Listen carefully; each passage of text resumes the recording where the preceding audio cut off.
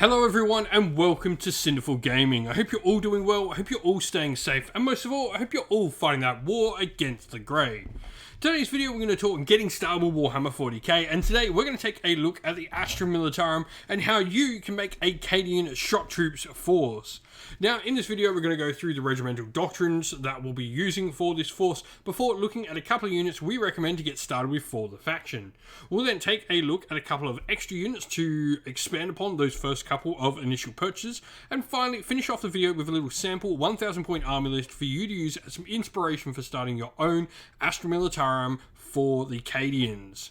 Now, with this video, I should say I've tried to include all the models that came inside the launch box set. So if you have picked that up, this video should hopefully be a point of expanding upon that initial box set as well. And so we're just going to use the standard Born Soldiers Regimental Doctrine for this. I think this is great for Cadians. It really does sort of play into how they want to sort of act. You know, first of all, models with this doctrine will have the Born Soldiers keyword, as a lot of these provide, and officers with this doctrine will have the following aura ability: Born Soldiers Aura. While a friendly platoon unit is within 6 inches of this model, models in that platoon can use their officer's leadership characteristic instead of their own. This, for me, high leadership is something Cadians, you know, are really renowned for. Like they said, the planet broke before the guard did. And then also, each time a model with this doctrine makes a ranged attack, and a modified hit roll of a 6 will automatically wound the target. This is just a solid ability here. Now, you should note that if an attack automatically wounds the target as a result of this doctrine, then for the purposes of any other rules that are triggered on the particular wound roll, the attack is considered to have been made with the unmodified wound roll of a 6. So just something to be mindful of, and that will probably give you a lot of benefits for it as well. And so, where to start but with a platoon command squad, in fact the Cadian command squad. I think for me this is a really solid start. It's going to give you first of all a Cadian commander who's got that nice leadership of 8 he can pass out to the rest of the units in your force. But you've also got the options to take, you know, the regimental standard where you can get some bonus rerolls of a wound roll of 1 when you're within 6 inch for core units around it. The Medipack will allow you to get some healing in there, and the Voxcaster as well. Each time the officer in the bearer's unit issues an order, you can increase the range of that order. Can be issued to a nice 24-inch range, but only if you select a friendly Voxcaster unit to issue the order to, so effectively relaying orders from a Voxcaster to a Voxcaster. Now, you do have the option to take some attaches as well, and there's definitely some ones that particularly are pretty nice for me. I like the Master of Ordnance, the reroll hit rolls of 1 for artillery units, and an Astropath as well to get you some extra CP in there, and indeed a Psycho for some potential psychic defense is another nice one to have available to you. Now, you've got, you know, a few different options. You can get some power fists, some special weapons in there, a power weapon and stuff like that. For me, it's, you know, just getting a little bit of extra protection, maybe in melee or shooting for your commander. Now, to go along with this unit, Cadian shock troops are definitely the troops we're going to be going for. They're a really nice, solid unit. You're going to have that base leadership at 7 thanks to your sergeants, obviously increasing to 8 if they are within range of that platoon command squad aura. Now, you've got a variety of different weapon options. You can, up to 2 of your weapons can be upgraded to special weapons: flamers, grenade launchers, melter guns, and plasma guns, though you can't have the same weapon more than once. You can only have 1 plasma gun, 1 melter gun, etc. You also have the option to give shock troopers a Voxcaster, which is important for that Master of Vox you've got for relaying some orders. And then you've also got the shock troops rule, where each time a model in this unit makes a ranged attack with a last gun or last pedal, the unmodified hit roll of a 6 will score an additional hit as well. And on top of that, you've got regimental tactics. So there's definitely a lot to go for with this unit. I think there are solid troops choice available to you, dirt cheap, and provide you with some decent options for your game. Now, if we start looking at some of the other units, like I said, I want to talk about the units that come inside that initial box set, and the first of these is going to be the Armoured Sentinel. Now, the Armoured Sentinel is fun. They can provide you with some nice heavy firepower at a cheap cost on, you know, a little bit more flimsy of a model. You do have toughness 6 and 7 wounds, so not too flimsy, but there are definitely some heavy weapons that will take you out in one shot. You got the option for plasma cannons, for las cannons. You can also take hunter killer missiles on them as well, and indeed sentinel chainsaws to get them some extra damage in close combat if you want. The armored cockpit, each time a ranged attack with a damage characteristic of 1 is allocated to the model, you'll get +1 to your saving throws. And they do have the smaller explode rule, so just the single mortal wound out of their explode if they happen to do so. Now, the other unit I want to talk about that comes inside that box set is the Field Ordnance Battery. There's a variety of different weapons you can take, and these, the Bombast Field Guns, with the indirect fire, a particular favourite of mine.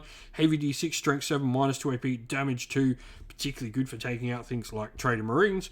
And you've got heavy las cannons and Malleus rocket launchers in there as well, and Malleus being a nice blast weapon, and that heavy las cannon providing you with some really high strength and high damage weaponry.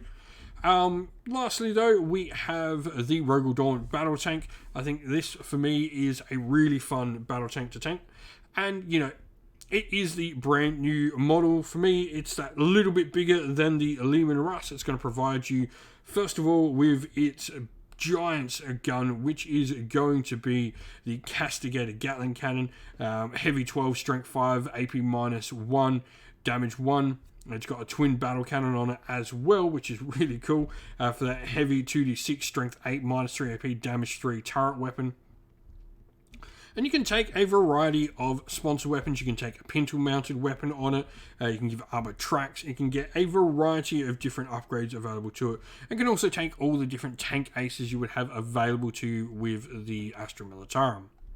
The last model to talk about, though, is Ursula Creed. This is Castellan Creed's daughter. She can provide a lot for your force. First of all, she's got Tactical Genius. Your command reroll stratagem can be used twice per phase, which is awesome.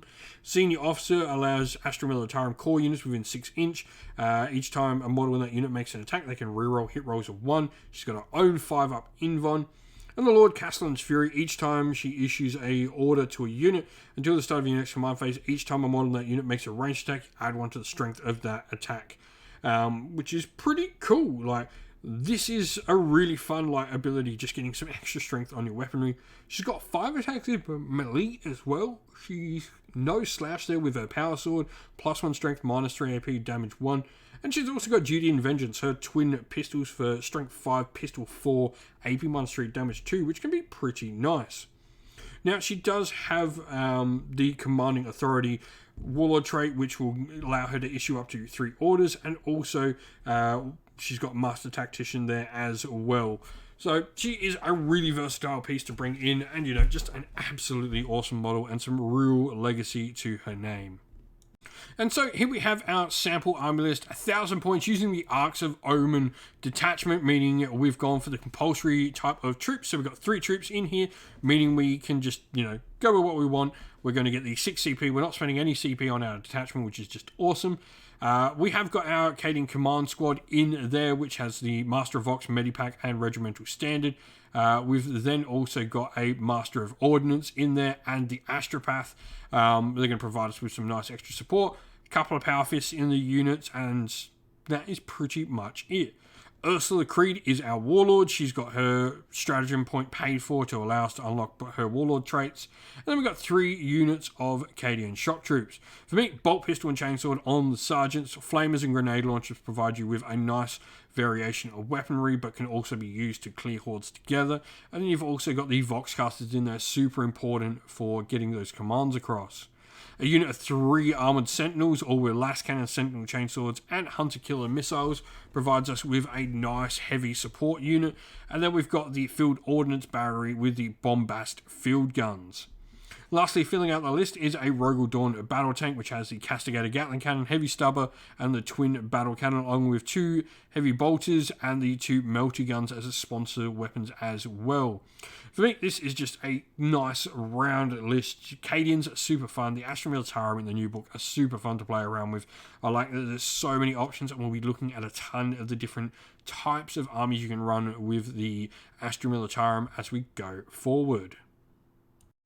And so that's the end of the video. Thank you all for watching. If you enjoyed it, please don't forget to leave a like and subscribe. And if you did enjoy the video and you want to say something, leave us a comment down below and let us know what you thought.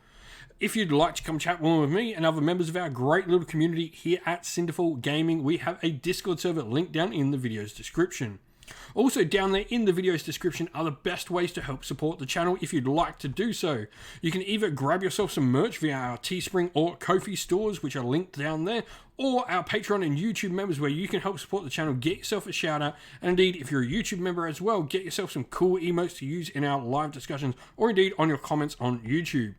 As a special thank you to all our Patreon and YouTube members, we'd like to give you all a shout out. So thank you to our Patreons, Christian Weir, Soren, Kenny Lowe, Outer Shot First, Andrew Bowen, The Rising 8, Q Dynamic, Anthony B, JJ Austrian, Average Wargamer, Domir, Mark Harvey, James Cater, Benjamin Swallows, Red Martin, Iron Grinch, Nicholas Conomos, Colorblind Magic, and Daniel Etherington. And to our YouTube members, Green Roots Gaming, Ronya, Lock Lorick, The Johnny84, David Ellsworth, Wolfric Nick, Broken Chef, Ariane Edwards, Revenar, Pink Nico Fire, Robin Mankiller, Monty's Tabletop Terrain, John Castle, Davis Weir, James South, James Tillman, and Dylan Areno. And lastly, a special thanks to Lady Witchfox Art, who does all the amazing artwork you see here for the channel, and to everyone who helps run our Discord server, all our mods, you're fantastic, and everyone who makes it a great place in there as well, and indeed to everyone who helps come and do the battle reports, and to all our sponsors on the channel as well. Thank you all once again for watching, everyone. Stay safe, stay well, and most of all, keep fighting that war against the Grey. Ciao for now.